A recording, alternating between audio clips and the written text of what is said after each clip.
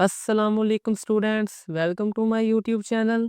तो हमने 9th class physics की सीरीज स्टार्ट की हुई है, chapter number 1 physical quantities and measurements. आज हम डिस्कस करेंगे international system of units, derived units, SI prefixes. तो चलते हैं हम अपने लेक्चर की तरफ। अगर ये क्वेश्चन शॉर्ट क्वेश्चन आ जाए एग्जाम में तो देन आप इसको इसकी डेफिनेशन और इसकी इंपॉर्टेंस को मेंशन करेंगे। ये शॉर्ट क्वेश्चन के हवाले से इंपॉर्टेंट क्वेश्चन है, तो इसको आपने अच्छे से याद भी करना है और एज इट एग्जाम में लिख के भी आना है।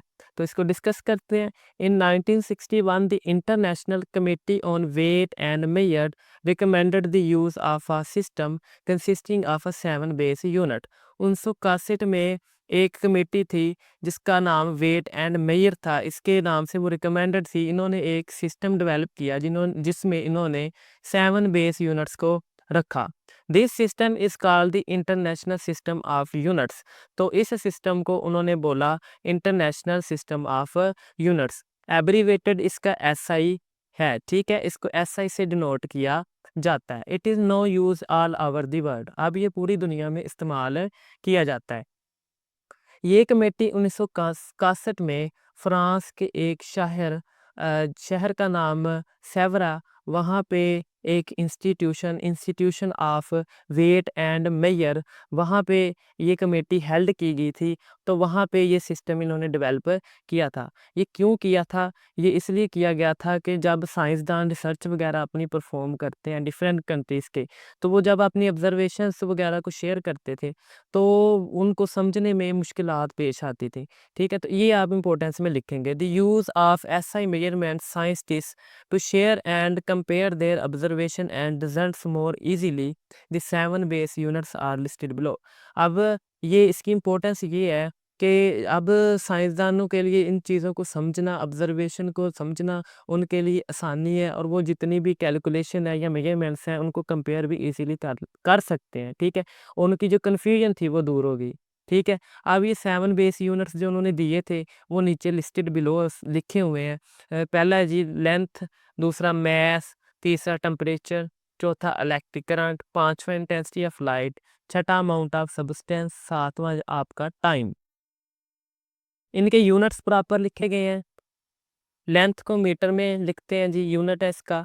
मैस को किलोमीटर में, टेम्परेचर को केल्विन में, इलेक्ट्रिक करंट को एम्पेयर में, इंटेंसिटी ऑफ लाइट को कैंडेला में, अमाउंट ऑफ सब्सटेंस को मोल में, और टाइम को आप सेकंड से डिनोट करते हैं। इसका यूनिट है। अब यूनिट्स की सिंबल, मीटर को एम से, किलोग्राम को केजी से, केल्विन को के से, एम्पेयर को ए से, कैंडेला को सीडी से, मोल को मोल से, सेकंड को एस से। बुक में जो टेबल उन्होंने प्रोवाइड किया है वहाँ पे सेकंड थर्ड नंबर पे मैंने इसको 7 पे लिख दिया है, तो इससे कोई इशू नहीं है। तो एक चीज़ समझनी है यहाँ पे कि आपने सिंबल्स को भी करेक्ट वे में लिखना है। अगर आप सिंबल्स को इस तरह नहीं लिखेंगे तो वो गलत हो जाएंगी। जैसे मैं मीटर का एम इनकरेक्ट एम बड़ा लिख दूँ तो ये गलत हो जाएगी, ये इनकरेक्ट है। आपने करेक्ट क्या लिखना है? छोटा एम ही इसको लिखना है। के हमेशा बड़ा लिखना है केजी का, जी हमेशा छोटा लिखना है। ठीक है, ये तो करेक्ट है ना। तो अगर आप जी ऐसे बड़ा लिख देंगे तो ये क्या आ जाएगी? इनकरेक्ट। छोटे जी के बजाय बड़ा जी लिख देंगे तो ये क्या आ जाएगी? इनकरेक्ट। लिहाजा आपने क्या करना है? के को हमेशा बड़ा लिखना है और जी को हमेशा छोटा। तो यहाँ पे केल्विन का के बड़ा है, अगर आप के छोटा लिख देंगे तो इनकरेक्ट हो जाएगी, बड़ा लिखेंगे तो ये करेक्ट हो जाएगा। ठीक है, इसी तरह आपने सी डी को भी छोटा लिखना है, एम एल को भी छोटा लिखना है, और टाइम का जो एस है सेकंड, इसको भी क्या लिखना है? छोटा। ये आपकी बुक पे इसकी इतनी ही इन्फॉर्मेशन प्रोवाइड की गई है। इसको प्रॉपर हेडिंग में और इसकी इम्पोर्टेंस को आपने ऐसे ही एज इट लिखना है। नेक्स्ट हमारा टॉपिक है ड्राइव्ड यूनिट्स। ड्राइव्ड यूनिट्स क्या है? Derived units are that units which are obtained by combining two or more base units according to the physical relationship between the quantities. Derived units हमें कैसे मिलते हैं? Derived units जब हम दो या दो से ज़्यादा बेस यूनिट्स को आपस में मिलाते हैं, चाहे आप मल्टीप्लाई कर लें चाहे आप डिवाइड कर लें, तो हमें क्या मिल जाता है? ड्राइव्ड यूनिट मिल जाता है। They are used to measure physical quantities. ये भी फिजिकल क्वांटिटीज़ को मेजर करने के लिए इस्तेमाल किए जाते हैं। जैसे फिजिकल क्वांटिटीज़ आपकी क्या है? Area, volume, speed, force, pressure etcetera, ये सारी की सारी कौन सी है, फिजिकल क्वांटिटीज़ है। और इनको मेजर करने के लिए जो हम यूनिट्स इस्तेमाल करते हैं वो ड्राइव्ड यूनिट्स है। हमने पिछले लेक्चर में डिस्कस किया था यूनिट्स क्या है, किसी भी फिजिकल क्वांटिटी को एक्सप्रेस करने के लिए जो हम स्टैंडर्ड इस्तेमाल करते हैं बच्चों, उनको हम यूनिट्स कहते हैं। Which can not be express using a single base units, इनको सिंगल बेस यूनिट से एक्सप्रेस नहीं किया जा सकता। आप हमेशा दो फिजिकल यानी कि दो बेस क्वांटिटीज़ या दो बेस यूनिट्स को जब आपस में मल्टीप्लाई करेंगे तो ही हमें ड्राइव्ड यूनिट मिलेगा। सिंगल बेस यूनिट कभी भी ड्राइव्ड यूनिट को एक्सप्रेस नहीं करेगा। इसकी एग्जांपल देखते हैं, इससे आपको आइडिया हो जाएगा। जैसे एरिया आप निकालते हैं, लेंथ ज़रब breadth, length multiply breadth, length को किस में मेजर करते हैं, मीटर में, मल्टीप्लाई ब्रेथ को किस में मेजर करते हैं, मीटर में। तो जब मीटर मीटर मल्टीप्लाई होंगे तो क्या आ जाएगा, मीटर है स्क्वायर। अब यहाँ पे देखें ड्राइव्ड यूनिट में एरिया, एरिया किस में मेजर करते हैं, मीटर है स्क्वायर, इसकी सिंबल है, मिल गया हमें एक ड्राइव्ड यूनिट। इसी तरह स्पीड है, डिस्टेंस ओवर टाइम है, डिस्टेंस को किस में मेजर करते हैं, मीटर में, और टाइम को किस में मेजर करते हैं, सेकंड में। तो अपने समझने के लिए हम कहते हैं कि ये एस सेकंड जो है प्लस का है, ऊपर जाके क्या आ जाएगा, माइनस का, यानी मीटर पर सेकंड। तो स्पीड का जो सिंबल है यहाँ पे देखें, स्पीड मीटर पर सेकंड, ये हमें मिल गया। तो इस टेबल में उन्होंने ड्राइव्ड यूनिट्स एक्सप्लेन किए हैं, बुक पे भी ये टेबल अवेलेबल है, आप बुक से करना चाहते हैं तो बुक से कर लें।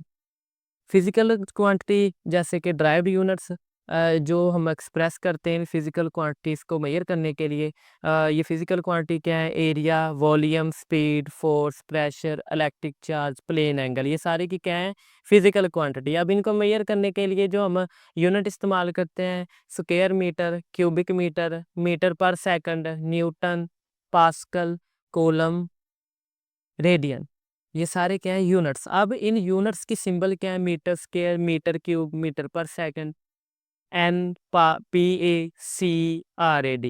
ठीक है, अगर आप इनको एज इट नहीं लिखेंगे तो ये भी क्या हो जाएंगी, गलत हो जाएंगी। आपने सिंबल को भी एज इट लिखना है। तो ये आपके ड्राइव्ड यूनिट्स हैं। ये अगर एग्जांपल आ जाए या डेफिनेशन आ जाए एग्जाम में तो आप पहले डिफाइन लिखेंगे, देन आप उसकी एग्जांपल लिखेंगे। ये अब बस आपने याद रखना है, ये एमसीक्यूज में भी आ सकते हैं, आपके न्यूमेरिकल में भी ये इस्तेमाल होगा। नेक्स्ट हमारा टॉपिक है प्रीफिक्सेस, SI प्रीफिक्सेस। बुक पे इसका पैराग्राफ उन्होंने बना के लिखा है, मैंने इसको प्रॉपर हेडिंग में लिख दिया है, इसकी इंपॉर्टेंस भी मेंशन कर दी है। तो फर्स्ट ऑफ ऑल बुक पे हेडिंग दी है SI प्रीफिक्सेस क्या है, देन हम प्रीफिक्सेस को डिस्कस करेंगे। SI prefixes, the SI unit is a decimal system. Decimal system वो सिस्टम होता है जिसमें हम नंबर्स को 10 की पावर में लिखते हैं। The SI unit is a decimal system, prefixes are used to write by power of 10।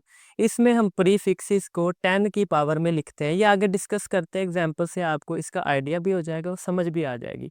They are a part of the international system of units and make it easier to write very large और very small values. ये भी international system का ही एक हिस्सा है।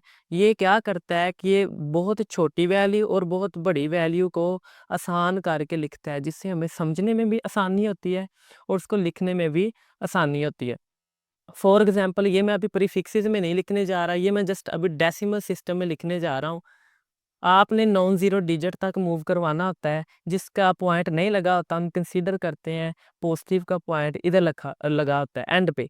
तो आप digits को मूव करवाएं 1 2 3 4, तो आपने कितने डिजिट्स मूव करवाया 4, तो 5 मल्टीप्लाई 10 रेज़ टू की पावर 4 मीटर। ये भी मैं डेसिमल सिस्टम में लिख रहा हूँ, अभी प्रीफिक्सेस में मैंने नहीं लिखा। जब आप इधर को मूव करते हैं तो पॉइंट जो है वो जो 10 की पावर है वो पॉजिटिव में आती है, और जब आप इधर को मूव करते हैं तो जो 10 की पावर है वो नेगेटिव आती है। तो अभी इधर को मूव करवाएं नॉन ज़ीरो डिजिट 1 2 3 4 5, तो 4 मल्टीप्लाई 10 रेज़ टू की पावर -5 सेकंड। ये डेसिमल सिस्टम में इसको इस तरह लिखा जाता है। नेक्स्ट डिस्कस करते हैं प्रीफिक्सेस। प्रीफिक्सेस क्या है? प्रीफिक्सेस आर द वर्ड और symbols added before SI unit such as milli, centi, kilo, mega, giga. Prefixes वो वर्ड और वो सिंबल्स हैं जो हम SI यूनिट्स के पहले लगाते हैं, ठीक है। जैसे कि मिली है, सेंटी है, किलो है, मेगा है, गीगा है, ठीक है। ये सारे के सारे क्या हैं, प्रीफिक्सेस हैं। एग्जाम्पल से आपको इसका आइडिया हो जाएगा और समझ भी आ जाएगी। जब एग्जाम में आ जाए, वेरी इंपॉर्टेंट है, डिफाइन प्रीफिक्सेस, तो आपने सबसे पहले इसकी डेफिनेशन लिखनी, देन इंपॉर्टेंस लिखेंगे आप, देन फिर आपकी इसकी एग्जाम्पल लिखेंगे। इंपॉर्टेंस में आप क्या लिखेंगे, for writing, reading and understanding of large and small measurement instead of writing many zeros we can use prefixes making scientific communication clear and easy। जो मेजरमेंट है उनको लिखने में, समझने में, ठीक है, बड़ी वैल्यू को और स्मॉल वैल्यू को, ठीक है, हम क्या करते हैं, आसान अल्फाज में लिख लेते हैं। बानिस्बत इसके कि हम बहुत सारे ज़ीरो लिख लें, ठीक है, तो हम उनको प्रीफिक्सेस में लिख लेते हैं ताकि वो समझने में भी आसानी हो, हमें लिखने में भी आसानी हो, ठीक है, और उसको पढ़ने में भी हमें आसानी हो। आगे लिखा है we can use prefix in making scientific communication clear and easy. तो इससे क्या होता है कि जो साइंटिफिक कम्युनिकेशन है वो हमारे लिए क्लियर और इजी हो जाती है। नेक्स्ट है इसकी एग्जांपल्स। अब एग्जांपल से इसका आइडिया हो जाएगा कि प्रीफिक्सेस को कैसे लिखा जाता है। बुक पे ये टेबल अवेलेबल है प्रीफिक्सेस का, इसकी सिंबल्स भी अवेलेबल है। ये आप बुक से भी कर सकते हैं, यहाँ से करना चाहते हैं तो यहाँ पे भी कर लें। Prefixes atto, femto, pico, nano, micro, milli, centi, deci, kilo, mega, giga, tera, peta, exa. अब इनके सिंबल क्या है, A, F, P, N, mu, M, C, D, K, M, G, T, P, ई।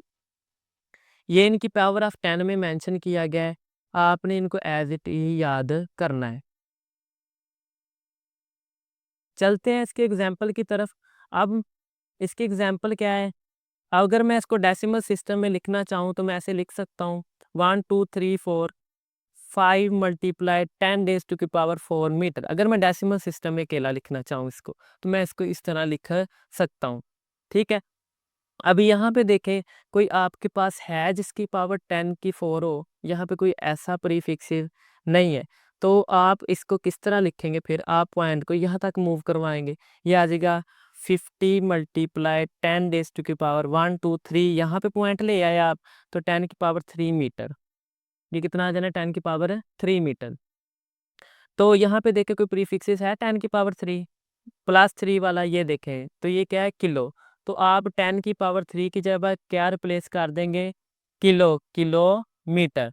तो इस तरह आप प्रीफिक्सेस को लिखते हैं। एक और एग्जांपल से हम इसकी अंडरस्टैंडिंग कर लेते हैं।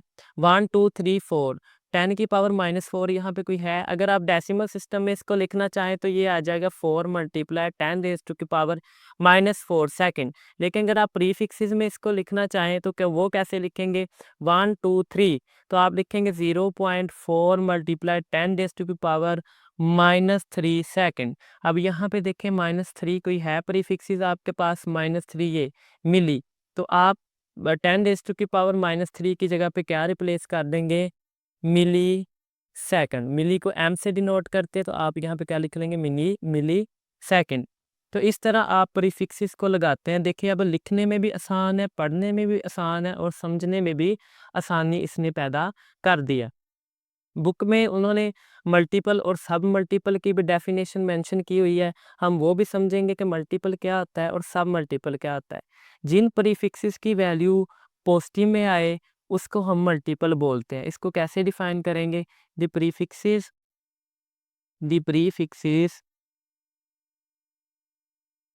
in which the power of 10 is positive is called multiple। For example 10 की पावर ऑफ 3 ले लें, ये पॉजिटिव में आ गया ना, तो ये इसको बोलेंगे मल्टीपल। और सब मल्टीपल को आप कैसे लिखेंगे, the prefixes in which the power of 10 is negative is called सब मल्टीपल,